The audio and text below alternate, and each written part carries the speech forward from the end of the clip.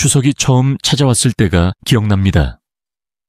무역회사에서 관리자로 일하던 저는 명절이나 제사 준비를 할 때면 어머니와 많은 시간을 함께 보냈는데, 그럴 때마다 어머니는 제 직업을 비꼬고 깎아내리기 일쑤였습니다. 어머니와 단둘이 있을 때면 어머니는 자신이 살던 시대에 며느리는 아들보다 아랫사람 취급을 받았다는 이야기를 꺼내곤 하셨고, 저는 그 말들 속에서 조금씩 마음의 평온을 찾게 되었습니다. 어느 날 어머니는 남편이 더 좋은 회사에 갈 수도 있었지만 출퇴근의 어려움 때문에 한 단계 낮은 회사를 선택했다고 말하며 덕분에 저를 만날 수 있었다고 덧붙이셨습니다. 우리 아들이 좋은 배우자를 만나서 얼마나 다행인지 몰라 라고 말씀하시면서 마치 저를 칭찬하는 듯한 느낌을 주셨습니다. 처음에는 그저 그런 줄 알았지만 시간이 흐를수록 어머니의 말이 은근히 저를 깎아내리는 것 같아 마음이 불편해졌습니다. 사실 남편과 저는 같은 회사에서 같은 직급의 관리자로 경력을 시작했습니다.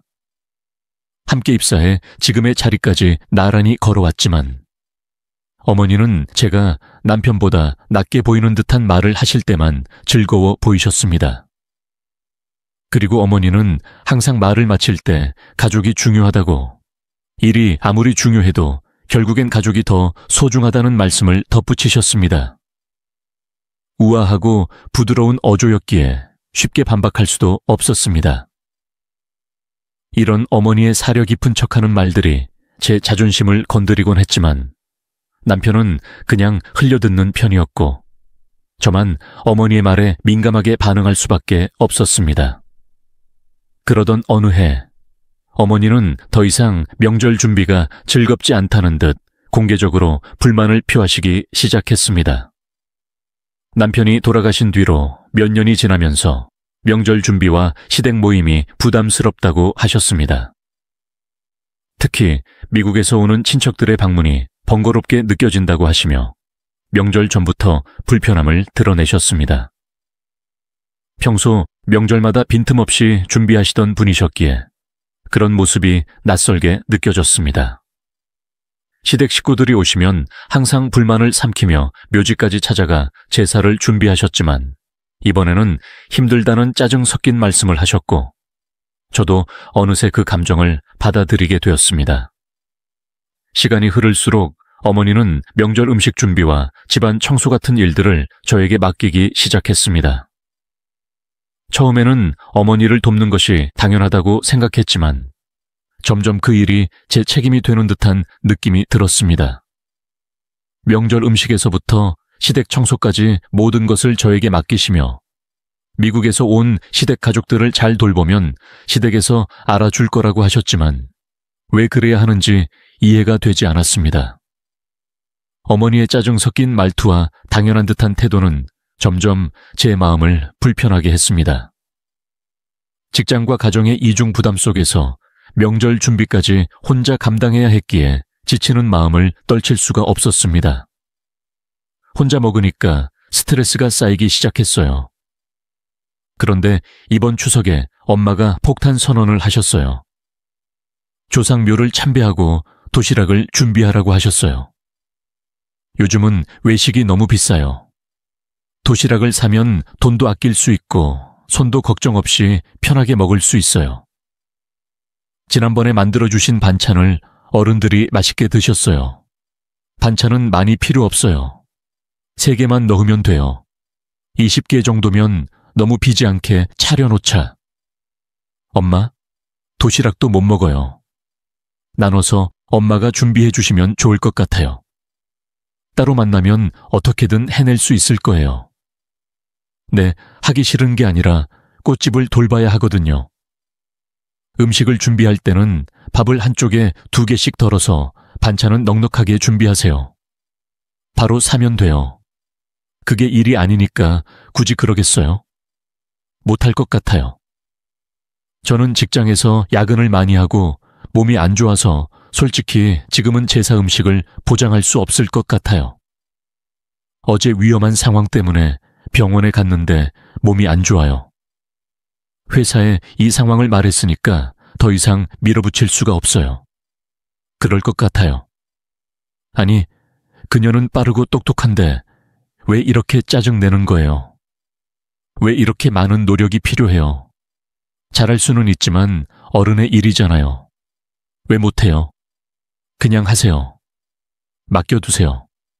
지금은 모든 일을 다 했지만 정말 화가 나요. 아무리 말해도 괜찮지 않다고 생각해요. 그리고 왜 엄마가 제가 얘라고 할 수 없는데 미리 일정을 정해 놓으셨는지 모르겠어요. 제 상황을 살펴보지 않으시겠어요? 엄마가 요즘 스트레스가 많아서 꽃을 하기가 힘들고 뭔가 생긴 것 같아요. 그리고 제 아버지가 돌아가신 후로 이 모든 걸 다 돌보셨는데 가족을 돌보는 대신 시댁에서 경제적으로 도움을 받고 계셨어요. 그래서 제 엄마는 그냥 무시하고 안 할 수가 없잖아요. 그래서 그렇게 예민하신 것 같아요. 아니, 하지만 당신은 확실히 돈을 받고 있어요. 얼마나 받고 있어요? 충분하지 않은 건가요? 아니면 충분하지만 그냥 할 기력이 없고 하고 싶어 하지 않는 건가요? 그리고 시댁에서 왜 제가 그렇게 하라고 요구하세요? 아니, 저도 그것에 대해 생각해 봤어요. 하지만 계속 그렇게 서로 돕는다면 제 엄마는 며느리가 아들에게 그렇게 시켰다고 생각할지도 모르니까 결국 우리 둘은 또 싸우게 될 거예요. 그걸 들으면서 남편이 제 나름대로 시어머니와의 갈등을 중재하려고 하는 게 보였고 저도 더 이상 다투지 않고 참기로 했어요.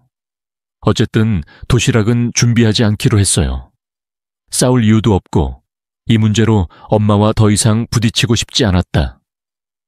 그날은 순조롭게 흘러가는 듯 했지만 추석 전날 시댁에 도착하니 예상과 전혀 다른 일이 벌어졌다. 현관문을 열자마자 엄마가 도시락을 다 준비해 놓았다. 들어가자마자 엄마는 외식에 돈 낭비하고 싶지 않다며 도시락을 다 준비해 놓았으니 내가 제사상을 차려야 한다고 했다. 옆에 있던 남편도 그 상황을 보고 당황한 기색이었다. 어색한 분위기 속에서 남편은 엄마의 표정을 보고 나한테 제사상을 차려달라고 했다. 엄마가 도시락을 다 준비해 놓았으니 내가 제사상을 차려야 한다. 그 말을 듣고 순간 마음이 복잡해졌고 남편이 어떻게든 엄마 편을 드는 것 같았다. 실망스러웠다. 내 앞에 쌓인 도시락 20개를 보고는 더 이상 할 말이 없었다. 이미 준비된 것에 대해 논쟁할 필요가 없었다. 이 상황이 빨리 끝나기를 바랐을 뿐이었다. 결국 제사를 준비하게 되었다. 제사를 준비하는 동안 많은 생각이 스쳐 지나갔고 그가 계속해서 문제로 나를 압박하니 그가 직접 모든 것을 준비했는지 이해할 수 없었다. 그는 나를 기분 좋게 해주지 않았고 오히려 내가 하지 않았으므로 어쩔 수 없다고 말했다. 한편으로는 원망스러웠지만 문제를 더 키우고 싶지 않았다. 그날 밤 제사를 마치고 난 후 온몸이 무거웠다. 그러다 명절 당일 시댁 어른들이 아침 일찍 도착하셨고 제사를 마치고 모두 함께 성묘를 하러 갔다. 제사는 무사히 끝났지만 성묘 가는 길에 묘에 그들은 여기저기 풀밭을 둘러보며 잡담을 나누기 시작했다. 어른들은 풀밭 상태가 좋지 않다는 의견을 주고받았고 고개를 끄덕이거나 한숨을 쉬는 모습에서 불만이 느껴졌다. 어머니도 어른들의 반응에 당혹감을 감추지 못했다. 그녀의 표정이 점점 굳어지고 어른들이 무슨 생각을 하는지 둘러보았다. 그들은 먹기 시작했다. 그러자 이모가 조용히 잔디밭이 제대로 관리되지 않은 것 같다고 말했다. 다른 어른들도 동의하는 듯 했다. 어머니는 어른들의 불만스러운 시선을 감지하고 분위기를 밝게 하려고 서둘러 준비해둔 도시락을 꺼내기 시작했다. 불을 끄듯 서둘러 도시락을 여는 모습이 안타까웠다. 평소에는 묘를 참배한 뒤 근처에서 여유롭게 식사를 하고 여유롭게 시간을 보내는 것이 관례였지만 이번에는 서둘러 도시락을 꺼내 먹어서 분위기가 어색해졌다. 도시락을 먹고 나서는 묘를 참배한 후의 일정을 더 이어갈 필요가 없었다. 어느새 어른들은 자연스럽게 치우고 떠날 준비를 시작했다. 어머니는 그 상황에 당황했다. 어머니는 멍하니 서서 어른들이 떠날 준비를 하는 것을 지켜보았다. 그러더니 뭔가 이상하다는 것을 느낀 듯 갑자기 어색하게 웃으며 어른들에게 물었다. 어머니는 너무 일찍 떠나는 거 아니야? 라고 말했다. 그러자 시아버지가 퉁명스럽게 대답했다. 그 말을 신호로 다른 어른들도 하나둘씩 떠나기 시작했다. 한 명은 작별 인사도 없이 떠났고 그때서야 주변이 조용해졌다. 시댁 어른들은 모두 어머니가 떠나고 우리 가족만 남았을 때 어머니는 갑자기 차 트렁크에서 자루를 꺼내기 시작했다. 나는 그 광경을 지켜보며 무슨 일인지 어리둥절해했다. 그러자 어머니는 갑자기 내게 던지듯 말했다. 어머니, 무슨 말씀이세요? 왜 풀을 깎아야 합니까? 정말 모르니까 그녀가 나를 노예처럼 대할 것이라면 나는 그녀에게 돈을 줄 것입니다. 나는 그녀가 재능 있는 아들과 결혼했다는 핑계로 한 푼도 없이 그녀를 착취할 것입니다. 어머니는 잡초 뽑는 기구를 내려놓고 남편 쪽으로 고개를 돌리며 그래, 너도 준비됐어. 삼촌과 이모, 잠깐만. 빨리 가자. 이거 말이 되잖아. 왜 내가 잡초 뽑는 일을 해야 하냐. 내 일이 아니야. 그리고 너희 조상 제사상 차려준 것도 내가 차렸어. 원래 그럴 기회도 아니었어. 도시니까 한 사람이 두 가지를 다 할 수는 없잖아. 물론 일은 나눠서 했지. 왜 나한테 벌 주는 듯이 이러는 거야? 하하, 너 정말 말이 많잖아. 여기 있는 동안 하면 괜찮을 거야. 할 생각도 없잖아. 어쨌든 더 할 말 없잖아. 난 일 끝내고 돌아올 테니까 그때까지 치워. 자기야, 정말 미안해. 저기 외가 친척들하고 약속이 있어서 인사하러 가야 돼. 금방 돌아올게. 너 이거 지금 어이없는 상황, 아무 계획도 없이 이렇게 서서 잡초 뽑으라고 하는 것도 힘들고 네가 없는 것도 어이없는 일이야. 엄마 말처럼 과하지 말고 쉬어. 피곤하면 쉬어. 엄마, 전문가처럼 하라고 하는 게 아니니까. 쉬어. 내가 인사하러 갈게.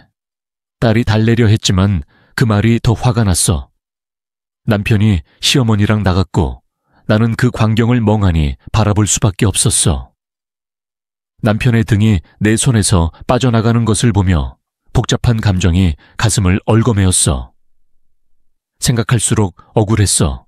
외식하는 게 돈 아까워서 도시락 준비는 내게 맡기려던 엄마가 여유롭게 골프를 치러 가는데 너무나 모순적이어서 뜨거운 햇볕 아래 홀로 남겨져 그 사람들의 등을 보며 열심히 일해야 했어. 그리고 이 상황에 속고 싶지 않았어. 나는 멈춰서서 내 앞에 펼쳐진 잔디밭을 바라보았는데 전혀 관리가 안 된 것이 한눈에 보였고 면적이 꽤 넓었다. 넓어 보여서 마음먹었다. 이 상황을 그냥 참아가며 조용히 처리할 수도 없고 잔디를 깎는 건 더더욱 안 될 것 같았다. 어머니가 마음대로 정한 역할을 내가 따를 이유가 없었다. 그리고 시부모님이 잔디 때문에 묘를 찾아오시는 모습과 그때 어머니가 너무 긴장하신 모습이 머릿속에서 떠나지 않았다.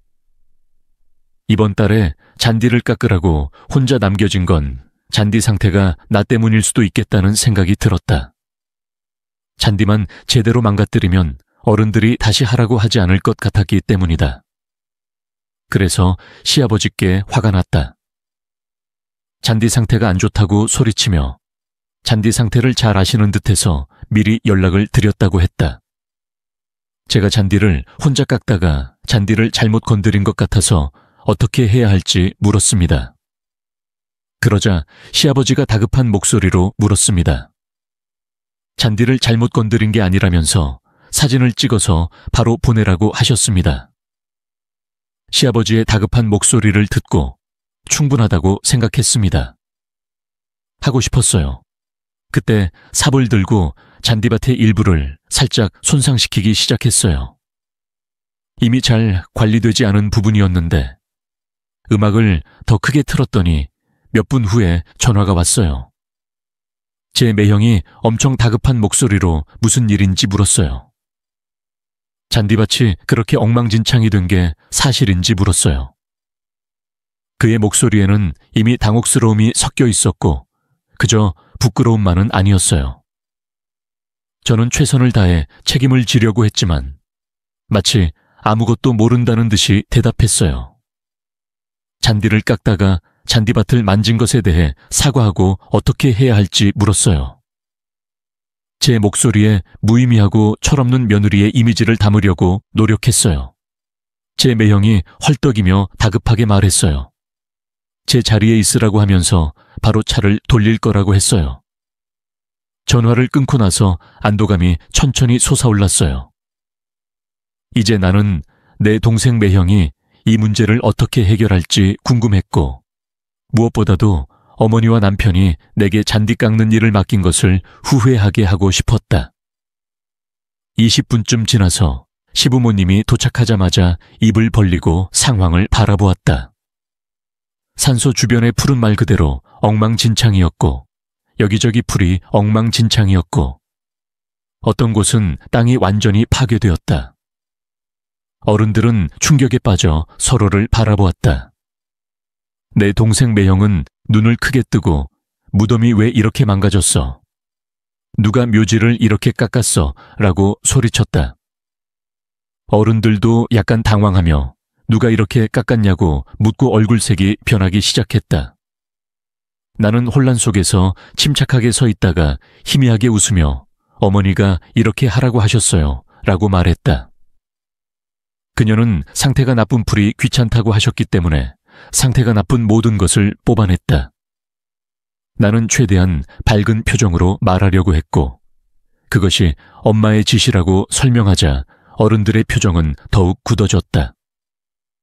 아버지는 재빨리 핸드폰을 꺼내 엄마에게 전화를 걸기 시작했다.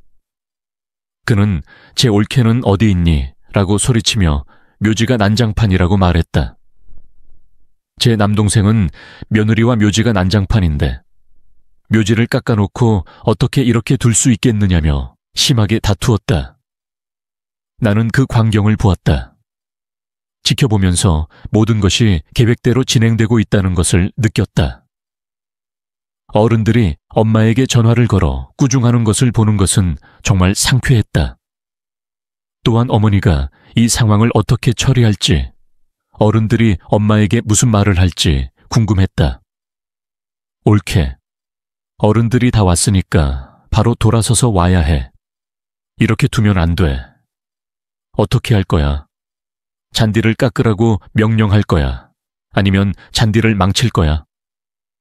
그들은 그저 평범하게 걸어가고 있었는데 지금은 차를 돌려 여기로 왔어요. 우리는 모두 묶여 있었어요. 어른들이 정말 당황하고 있는 게 확연히 느껴졌어요. 어머니는 시아버지의 전화를 받고 상황을 파악한 듯 서둘러 무언가를 말하려고 했지만 어른들의 소음에 묻혀 제대로 전달되지 않았어요.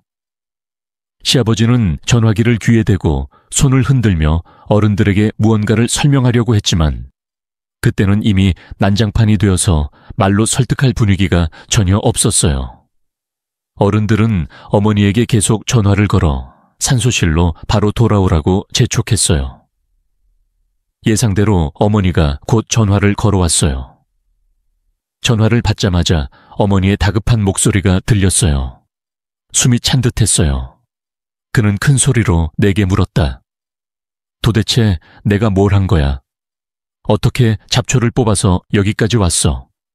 그는 이미 아버지로부터 상황을 들었을 것이다. 나는 마치 기다렸다는 듯이 차분하게 대답했다. 나는 다른 사람들이 들을 수 있도록 스피커폰을 켰다. 그는 내게 핸드폰 카메라로 주변을 둘러보라고 했고 바로 옆 골프장에 있으니까 상황을 잘 볼 수 있을 거라고 했다. 나는 여유롭게 내가 못 보냐고 물었다. 그 말을 들은 순간 전화의 저편으로 커튼이 지나갔다. 정확히 5초 동안 어머니는 아무 말도 하지 않고 생각에 잠긴 듯 했다. 그 짧은 침묵 동안 나는 어머니가 무슨 변명을 생각해낼지 머릿속으로 계산하고 있다고 생각했다. 그런데 갑자기 전화가 끊어졌다. 어머니는 골프장에 있다는 사실을 숨기고 싶어 했지만 어른들은 이미 상황을 알고 있었다. 이제 그녀는 더 이상 나를 어른들 앞에 내세울 수 없었다. 그녀가 만든 상황 때문에 모든 것이 엉망이 되었다. 주위는 잠시 조용해졌고 어른들은 여전히 엉망진창이 된 풀밭을 바라보며 땀을 흘리고 있었다. 뜨거운 햇볕 아래서 모두의 얼굴은 찡그려져 있었고 더위에 지쳐 있었고 상황은 내가 최악의 상태였다. 10분쯤 지나자 멀리서 어머니의 절박한 신음소리와 비명소리가 들리기 시작했다. 그 소리는 산을 통해 울려 퍼지며 점점 더 가까워졌고 마침내 어머니가 보였다. 어머니는 눈길을 끄는 노란 머리를 올리고 분홍색 골프복을 입고 무덤을 향해 달리고 있었다. 나는 어머니를 보자마자 혐오감을 느꼈다. 서둘러 달리고 있지만 골프복으로 갈아입고 준비하는 것으로 이 상황을 예상했다는 것을 깨달았다. 어머니의 얼굴은 새빨갛게 달아올랐고 땀을 많이 흘리고 있었지만 그 모든 와중에도 시댁 식구들 앞에서 우아한 모습을 유지하려고 애쓰는 모습이 보였다. 그 광경은 정말 터무니없고 성가셨다. 남편이 나를 따라왔고 그 역시 골프복을 입고 있었다. 두 사람이 골프복 차림으로 함께 묘에 도착하는 모습은 어른들이 동시에 화가 난 상황과 어울리지 않았다. 어머니가 서둘러 도착하자마자 동생 매형이 차가운 목소리로 상황을 정리하기 시작했다. 동생 매형은 시누이에게 그녀가 정말이라고 말했다. 그녀는 믿을 수 없다는 듯이 왜 그렇게 중요한 일을 며느리에게 맡기고 골프를 치러 가느냐고 말했다. 이것은 참으로 터무니없는 상황이었다. 어머니는 어른들의 멸시하는 시선에 질식한 듯이 아무 말도 하지 못했고 얼굴이 창백해졌다. 그때서야 남편은 상황을 수습하기 위해 달려나와 사과하기 시작하며 모든 것이 자기 잘못이고 잡초를 뽑지 못해서 미안하다고 말했다. 남편은 어른들 앞에서 고개를 숙이고 책임을 지겠다고 했지만 이미 너무 늦었다. 어른들의 눈에 남편과 어머니는 골프만 치는 사람일 뿐이었다. 내가 아무리 사과해도 어른들의 차가운 눈빛은 바뀌지 않았다. 어머니는 불안한 눈으로 나와 남편을 번갈아가며 바라보며 어떻게 해야 할지 몰랐다. 남동생은 수에 대한 실망감을 감추지 못하고 벌처럼 중요한 일을 아무것도 모르는 며느리에게 맡기고 골프를 치는 것은 생각할 수 없는 일이라고 말했다. 그는 그녀가 자신이 형수를 신뢰했던 방식과 너무 다르며 더 할 말이 없다고 말했다. 그 말을 듣고 큰 고모도 한마디 했다. 며느리의 그렇게 중요한 산소 관리를 내게 부탁했다고. 무덤을 두고 가서 엉망으로 만든 게 이해할 수 없다고 말했다. 너무 참을 수 없다며 거의 기절할 뻔했다고 덧붙였다. 어른들의 얼굴은 굳어졌고 두 사람에 대한 불만은 더 커졌다. 그러는 사이에 핑크색 골프복을 입고 금발머리를 단정하게 묶은 어머니는 우아하게 행동하려고 애쓰며 내게 간청하기 시작했다. 어머니는 갑작스러운 임명이라 어쩔 수 없다고 마음을 바꾸셨지만 결국 며느리가 잘할 줄 안다고 책임을 떠넘기려 했다. 하지만 작은 시아버지는 더 이상 참을 수 없어 목소리를 높이며 이렇게 중요한 일을 하는 사람이 해야지 아니면 옆에서 가르쳐야 한다고 했다. 그 상황에서 나는 이미 너무 오랫동안 뜨거운 햇볕 아래 있었고 너무 피곤해서 쓰러질 것 같았다. 상황을 유리하게 바꾸기 위해 힘들어하는 척하며 주저했다. 그러고는 너무 피곤해서 아기를 준비해야 한다고 힘겹게 이 조카 며느리는 집에 간다는 말도 없이 그 자리를 떠났다. 그녀는 어른들에게 쥐처럼 혼난 어머니와 남편을 내버려 두고 안도한 마음으로 걸어갔다. 그런데 나중에 알고 보니 정말 우스운 일이 있었고 그날 이후로 어머니를 보지 못했다. 나중에 어머니가 무덤 관리와 제사 준비로 너무 바빠서 정신이 나갔다는 소식을 들었다. 어쨌든 어머니가 왜 그렇게 자주 그곳에 갔는지 이제야 알았다. 하지만 그보다 더 충격적인 일이 있었다. 무덤 관리와 제사 준비의 대가로 어머니는 자신이 운영하던 꽃집을 무료로 이용하고 있었다. 그 가게는 지하철역 근처에 아주 좋은 위치에 있었고 그때서야 시댁이 얼마나 부유한지 깨달았다. 그 모든 일이 있은 후로 어른들은 더 이상 어머니를 돌보지 않기로 결정한 듯했다. 어머니의 골프웨어 사건은 단순한 실수로 간과할 수 없는 일이었다. 시부모님은 묘소 방문에 너무 화가 나서 결국 어머니께 올해 안에 꽃집을 닫으라고 통보하셨습니다. 무료로 운영하던 꽃집을 더 이상 쓸 수 없다는 뜻이었죠. 그렇게 말씀하신 후 어른들은 미국으로 돌아가셨고 어머니는 홀로 남게 되었습니다. 시부모님의 마음을 돌리기 위해 최선을 다하고 계시다는 말씀을 들었습니다. 시부모님 앞에서 조상의 묘를 정성껏 돌보셨던 어머니는 이 일로 모든 신뢰를 잃었습니다. 이 사실을 알게 되었을 때 저는 여러모로 안도감을 느꼈습니다. 자신의 이익을 위해 모든 것을 스스로에게 떠넘기시던 어머니가 마침내 자신이 만든 상황에 갇히게 된 것입니다. 어머니는 제가 이 모든 일을 일으키지 못하도록 화를 내며 저를 막으셨겠지만 지금으로서는 조상의 묘 문제를 해결하는 것이 그보다 더 중요한데도 어머니는 버티고 계셨습니다. 이 사실을 알았을 때 시댁에 갈 이유도 없고 찾아가 볼 이유도 없다고 생각하며 차분히 전 남편에게 돈 안 받았으니까 엄마 얼굴도 안 보고 살 수 있어. 뭐야? 왜 그러는 거야? 네가 말해야지. 나도 엄마처럼 배웠어. 엄마도 뭔가 얻을 게 있어서 잘했어. 나도 엄마처럼 배웠으니까 나도 그렇게 할게. 왜 그렇게 놀라? 돈 한 푼 안 받았어도 내 엄마한테 잘 보여야지. 지금까지 잘 해왔잖아. 그 으름 떨어지기만 기다리는 시어머니를 내가 돌봐야 해? 이제 네가 집안일을 돌봐. 내 시댁일은 더 이상 내 일이 아니야. 야야, 미안해. 그때는 정말 무지했어. 다시는 그런 일이 없을 테니 뭐가 잘못되었는지 알겠으니까 기분 좀 풀어주세요. 아, 그 일 이후로 남편은 엄마 이야기를 최대한 꺼내지 않으려고 했고 그 어느 때보다 저를 돌보려고 노력하는 게 보였습니다. 부모님 묘까지 꼭 따라왔고 부모님 어른들 앞에서는 엄청 친절했고 형들조차도 무례했어요.